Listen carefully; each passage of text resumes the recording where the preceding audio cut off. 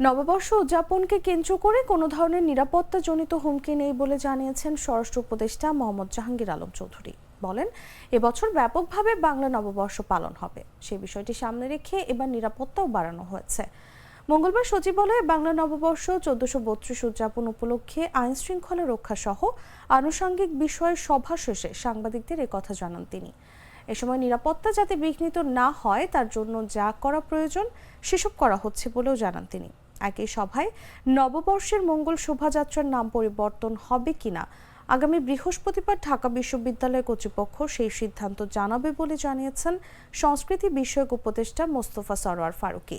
তিনি বলেন, চৈত্র সংক্রান্তি ও নববর্ষ উপলক্ষে ঢাকা এবং সারা দেশ জুড়ে বাঙালি ও অন্যান্য জাতিগোষ্ঠীর কি কি অনুষ্ঠান হচ্ছে এর হাইলাইটগুলো নিয়ে আগামীকাল অর্থাৎ বুধবার একটা সংবাদ সম্মেলন হবে।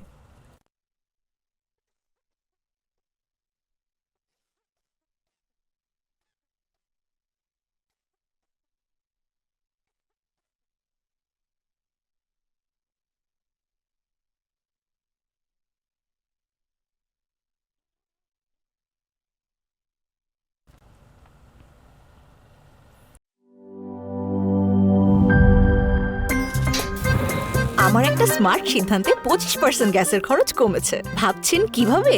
সাধারণ গ্যাস স্টোভ বদলে আমি এনেছি আরএফএল গ্যাস স্টোভ। এর সাইন্টিফিক নজল ও ব্রাস বার্নার ক্যাপ সমানভাবে তাপ ছড়িয়ে রান্না করে দ্রুত। তাই গ্যাসও বাঁচায় 25%, টাকাও বাঁচে 25%। আরএফএল গ্যাস স্টোভ, নিরাপদ ও গ্যাস সাশ্রয়ী।